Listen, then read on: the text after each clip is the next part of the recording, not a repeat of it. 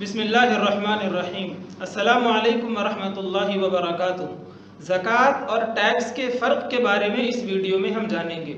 بہت سارے لوگ دونوں کو ایک ہی چیز سمجھتے ہیں، یعنی وہ یہ سمجھتے ہیں کہ زکوٰۃ اور ٹیکس ایک ہی ہے، کوئی الگ الگ نہیں ہے، بلکہ ایسا نہیں ہے۔ زکوٰۃ اللہ کا بنایا ہوا نظام ہے اور ٹیکس انسانوں کا بنایا ہوا نظام ہے۔ یہ ان دونوں کے درمیان سب سے بڑا فرق ہے۔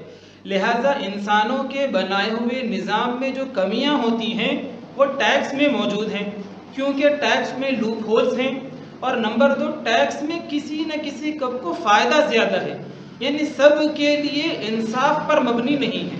اس کے مقابلے میں زکوٰۃ کے نظام میں لوپ ہولز نہیں ہیں، اور نمبر 2، کسی ایک کو فائدہ ایسا نہیں ہے، یعنی زکوٰۃ کے نظام میں انصاف ہے اور ٹیکس کے نظام میں انصاف نہیں ہے۔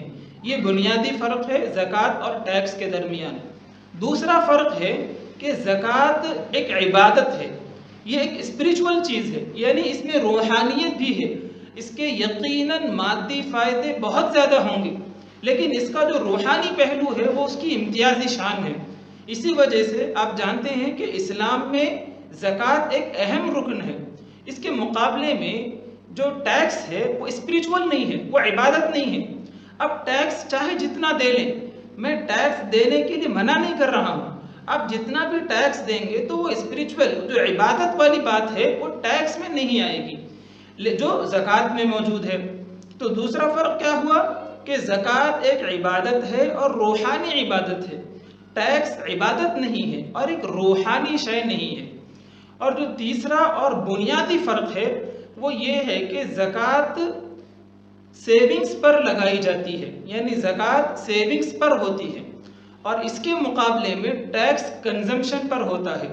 یہ اتنا بڑا، اتنا بنیادی اور اتنا اہم فرق ہے کہ اسی فرق کی بنیاد پر غربت کو ختم کرنے کا پوٹینشیل موجود ہے۔ اب بہت سے لوگ سن چکے ہوں گے کہ زکوٰۃ سے غربت کا خاتمہ ہو سکتا ہے، زکوٰۃ معاشی انصاف کو نافذ کرنے میں معاون ہوگی۔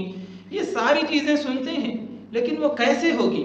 وہ اس بنیاد پر ہوگی کیونکہ زکوٰۃ سیونگز پر ہوتی ہے اور ٹیکس کنزمپشن پر ہوتا ہے۔ اگر کوئی چیز سیونگز پر ہوگی تو دولت مرتکز نہیں ہوگی، یعنی مثال کے طور پر اگر کسی شخص نے ایک سال کچھ روپیے کمائے اور اس کا ٹیکس ادا کر دیا اور وہ اپنے پاس محفوظ رکھ لیا، تو اب اگلے سال اس روپیوں پر جس کے وہ ٹیکس ادا کر چکا تھا، اب اگلے سال اس پر ٹیکس نہیں ہوگا۔ یعنی اس سے کیا ہوگا کہ جب بھی وہ ٹیکس دے دے گا تو دولت اس کے پاس جمع ہوتی رہے گی، اور یہ دولت اس کے لیے لیگل کہلائے گی، وائٹ منی کہلائے گی۔ تو اس وجہ سے ٹیکس کے نظام میں دولت مرتکز ہوتی ہے، یعنی جو کہتے ہیں کہ دولت سمٹ کر چند لوگوں کے پاس آتی ہے۔ زکوٰۃ میں ایسا نہیں ہے۔ کیوں؟ زکوٰۃ آپ کے کنزمپشن پر نہیں ہے، زکوٰۃ آپ کی سیونگز پر ہے۔ آپ جتنا بھی کمائیں اس میں سے خرچ کریں گے، اب جو بھی خرچ کریں گے اس کے بعد جو بچے گا اس پر زکوٰۃ ہوگی۔ ٹیکس میں ایسا نہیں ہے۔ ٹیکس میں کیا ہوتا ہے کہ آپ نے ٹیکس ادا کر دیا، اس کے بعد چاہے جتنا بچا لیں سب آپ کا ہوگا، لیکن زکوٰۃ میں ایسا نہیں ہے۔ خرچ کر دیں، خرچ کرنے کے بعد جتنا بچے گا آپ اس کی زکوٰۃ دیتے رہیں۔ اگر آپ پھر بچانا چاہتے ہیں تو زکوٰۃ ادا کریں، اگلے سال پھر بچائیں، اس کے بعد پھر اگلے سال آپ کے پاس دولت موجود ہے تو پھر اس کے بعد زکوٰۃ اس پر پھر لگے گی، یعنی جتنی سیونگز ہوگی اس پر زکوٰۃ ہوگی۔ لیکن ٹیکس سیونگز پر نہیں ہوتا ہے، کنزمپشن پر ہوتا ہے۔ اس کا نقصان یہ ہوتا ہے کہ ٹیکس کے نظام میں دولت سمٹ کر آتی ہے، دولت مرتکز ہو جاتی ہے۔ اچھا، بہت سارے لوگوں کو یہ سوال ہو سکتا ہے کہ ٹیکس تو پروفٹ پر ہوتا ہے، کنزمپشن پر کیسے کہہ رہے ہیں؟ تو دراصل بات یہ ہے کہ ٹیکس کی دو قسمیں ہیں، ایک ہے انڈائریکٹ ٹیکس اور دوسرا ہے ڈائریکٹ ٹیکس۔ ڈائریکٹ ٹیکس کا مطلب ہوتا ہے کہ آپ خود ٹیکس ادا کر رہے ہیں، جیسے انکم ٹیکس ہے، یہ ڈائریکٹ ٹیکس ہے۔ یہ اسی طرح بزنسز پر جو ٹیکس ہوتا ہے، کارپوریٹ ٹیکس، تو یہ وہ ٹیکسز ہیں جو آپ ادا کر رہے ہیں، یعنی کہ آپ خود ادا کر رہے ہیں، اسے ڈائریکٹ ٹیکس کہتے ہیں۔ اور انڈائریکٹ ٹیکس جو ہوتے ہیں وہ شفٹ کر دیتے ہیں، یعنی اگر آپ بزنس میں ہیں تو آپ جو ٹیکس ادا کریں گے وہ آگے والے سے وصول کر لیں گے. تو انڈائریکٹ ٹیکس کنزمپشن پر ہوتا ہے. اس کی ایک آسان مثال، آپ جب بھی کوئی چیز خریدتے ہیں تو اس میں ایم آر پی دیکھیں گے، میکسیمم ریٹیل پرائس، پھر ساتھ میں یہ بھی لکھا ہوگا انکلوزیو آف آل ٹیکسز، کہ یعنی اس قیمت میں تمام ٹیکسز شامل ہیں. اب اس کی جو نئی مثال ہے انڈائریکٹ ٹیکسز کی، وہ جی ایس ٹی ہے. تو جی ایس ٹی میں کیا ہوگا کہ جو مینوفیکچرر ہے وہ جی ایس ٹی ادا کرے گا، لیکن وہ اپنا جی ایس ٹی اگلے والے سے وصول کر لے گا، یعنی ہول سیلر سے وصول کر لے گا. ہول سیلر پھر جی ایس ٹی ادا کرے گا اپنی ویلیو ایڈیشن پر، اور پھر وہ ریٹیلر سے وصول کر لے گا. اور ریٹیلر جب وہ چیز بیچے گا تو وہ کنزیومر کو بیچ دے گا، وہ جی ایس ٹی ادا کرے گا، یعنی کنزیومر جی ایس ٹی ادا کرے گا. تو معلوم کیا ہوا، اس کو مینوفیکچرر نے اگلے والے کی طرف منتقل کر دیا، ہول سیلر نے اس سے اگلے والے کی طرف منتقل کر دیا، اور جو سب سے اخیر میں ہے یعنی جو کنزیومر ہوگا، اینڈ کسٹمر ہوگا، وہ ادا کرے گا. تو اس کا خلاصہ کیا ہوا کہ ٹیکس یعنی انڈائریکٹ ٹیکس کنزمپشن پر ہوتا ہے. اب اس میں کچھ خرابیاں ہوتی ہیں. میں یہ نہیں کہہ رہا ہوں کہ ٹیکس نہیں ادا کرنا چاہیے، یہ الگ بحث ہے کہ ٹیکس کی قانونی حیثیت کیا ہے، اور ٹیکس ایویژن کیا ہے، ٹیکس اوائڈنس کیا ہے، یہ ساری چیزیں ایک الگ بحث ہے. لیکن میں یہاں پر صرف یہ بات کر رہا ہوں کہ اس میں جو خرابی ہوتی ہے کنزمپشن پر ہونے سے، ایک امیر ترین انسان اور غریب ترین انسان دونوں اس کنزمپشن پر سیم ٹیکس ادا کریں گے. تو اس کا ایک لوپ ہول ہوتا ہے. تو معلوم کیا ہوا کہ زکوٰۃ کنزمپشن پر نہیں ہوتی ہے، سیونگز پر ہوتی ہے. ٹیکس سیونگز پر نہیں ہوتا ہے، کنزمپشن پر ہوتا ہے. اب جو اس کا اگلا والا فرق ہے، وہ فرق کیا ہے کہ زکوٰۃ سے غربت کا خاتمہ ہوتا ہے. کیونکہ جب بھی آپ کے پاس دولت جمع ہو رہی ہے آپ کو زکوٰۃ ادا کرنا پڑ رہا ہے. اب وہی آپ کی ویلتھ سرکولیشن میں آئے گی تو پھر لوگوں کے پاس یعنی کچھ نئے پروجیکٹس آئیں گے، لوگوں کو مزدوریاں ملیں گی، لوگوں کو جو ہے نا غلہ فراہم ہوگا، یہ ساری چیزیں یعنی وہ ویلتھ، وہ دولت سرکولیشن میں رہے گی. اس کے مقابلے میں جو ٹیکس ہوتا ہے وہ ویلتھ سرکولیشن کو پروموٹ نہیں کرتا ہے.